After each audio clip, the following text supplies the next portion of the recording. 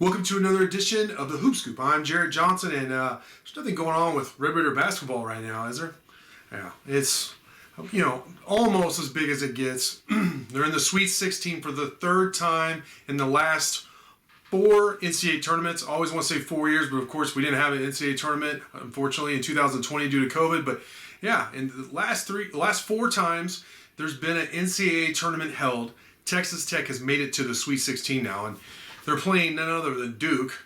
Obviously one of the best programs in college basketball history, being coached by one of the best coaches in basketball history, just period, in Coach K, in his last season, his last big dance before he retires. And I find it very interesting that this is Mark Adams's, of course, Texas Tech's head coach, first big dance as a head coach at the Division I level, against Coach K, who this Hall of Fame coach, who's won 5 championships, so many games, the most games in NCAA history at Division I level, and it's his last dance. So that's really interesting. But then, ironically, it's not like Mark Adams is some young, inexperienced coach. No, he's won a national championship at different levels of the sport. He's been a big part of what Texas Tech has done from a cultural aspect, from a defensive X's and O's standpoint.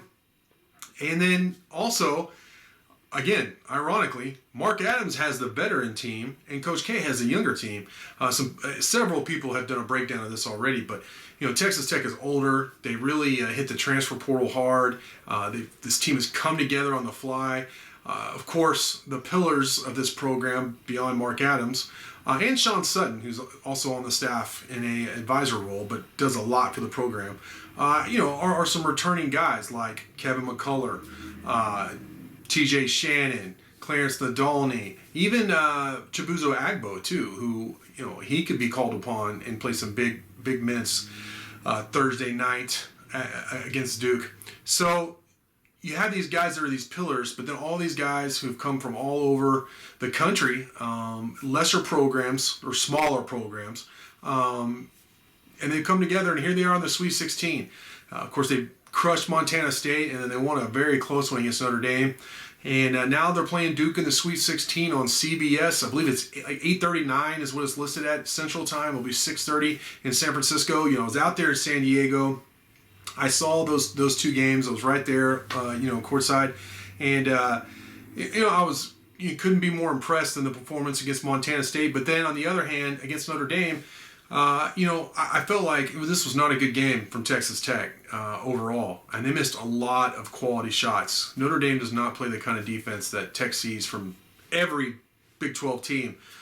Seriously, it would have been the worst defensive team, or at least that performance was the worst defensive performance I've seen against Texas Tech this year in terms of Big 12 opponents. And that's not what Notre Dame is. They're not known as a defensive team. So Texas Tech had several quality shots that even Texas Tech, who is limited offensively from a skill standpoint, they normally convert. Uncontested layups, jump hooks, just really good looks that they miss. Obviously, that can't happen against Duke. Now, on the positive side, the Red Raiders made those critical plays down the stretch that they had to. They made their free throws. They made, of course, their defensive plays that they needed to. Marcus Santos-Silva is as good as you're going to find as a big, 6'8", 240-pound forward who's able to switch and not just stay in front, but stymie or cause turnovers against those smaller elite guards. So, and then Kevin McCullough made some free throws as well. Santos-Silva made his, and McCullough had that dunk to put it away. And man, the arena just went crazy when he threw that down. It was, there was a lot of Arizona fans in the crowd, of course, Notre Dame and Tech. It doesn't matter who you're rooting for. That was just you got chills in that moment. And, it's a special thing. Mark Adams' first season, he's got this team put together in the Sweet 16, and I really think this is a coin toss game. And you look at the advantages for Texas Tech, obviously defense. It's elite. By many metrics, including Ken Palm efficiency and all that, it's the best defensive team in the country. If it's not the best, it's right up there. It's elite. And then, depth. Tech really does play 10 guys, and they play them well. These guys coming off the bench are significant contributors. They have roles to play. They do important things for the team. And then when they rotate their guys in, when their starters come back in crunch time, they're a lot more fresh than the opposition almost every time they play. And I certainly think that would be the case against Duke. So, and then, as I mentioned, the age difference, there's an experience difference. These guys are older, they're more developed. They are really young men as opposed to like kids. So that makes the difference. It really does. 3 years at this level is huge. In the NBA, 28 and 25, is there that much of a difference? Or 30 and 27? Not as much as 22 and 19 or 24 and 19. I mean, that's what we're going to see in this game, and I think that could help them. So you have all those factors: defense, depth, and experience. On the other hand, Duke has the more pure talent based on recruiting rankings, based on a lot of things. Now, I think a lot of these guys for Tech have developed, like an Adonis Arms coming out of high school. Yeah, right. Against some of these Duke guys, no, it wouldn't be a good matchup. But like I said, a man, Adonis Arms, who's grown to be 6'5", he's a versatile player, he's developed his game on both ends of the court. He is definitely more of a match for a very, very talented, even future NBA Duke player. So some of that is offset by that experience. But make no mistake, this is going to be a long, athletic, skilled team. Duke is a better shooting team, there is no doubt. They're a better offensive team. If Duke plays very well, if they shoot well, Tech's going to be in trouble. But you could say the same for Tech. I mean, if they come close to how they shot against Montana State with their defense, I mean, Tech's going to beat anybody in the country. But what I really think it's going to come down to is rebounding. Tech is a very good rebounding team by all the metrics. The margin, I believe, is top 30 in the country out of 350 Division I schools.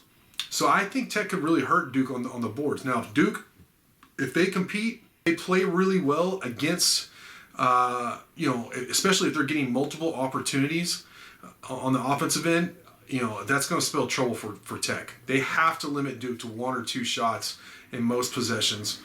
Tech has to limit their turnovers. They have to be a more efficient offensive team than they normally are. I think they average like 12 to 14 turnovers. I can't remember.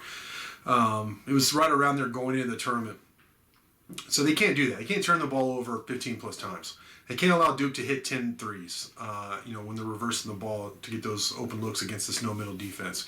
And Tech has to have a significant advantage on the glass. If they do that, I think they have a really good chance to win. But it sounds trite, but it's like whoever plays better is going to win. It's the truth. Both these teams have been up and down this year, and they're really good teams. I think either one of these teams are capable of winning the national championship. I think last I saw, they both had 13-1 odds. Those are very good odds. If you told me that before the season, I would have take those odds. So I expect a great matchup out there in San Francisco. I can't wait. I'm going to board a flight tomorrow morning. I don't know when you're watching this, but Thursday morning I'm getting a flight early out there to San Francisco. Get my credentials, get there courtside, and I'm going to get my popcorn ready. But of course, we'll have the threads going. I'll be chatting with Inside the Red Raiders subscribers. We'll have the free game thread for conversations, of course, on the basketball board. But fun times, crazy times. We'll see just how fun it's going to be for Red Raider fans out there. But Texas Tech is getting used to playing with the big boys practically every year, and it's really exciting stuff. So with that, I want to thank you for watching, and until next time.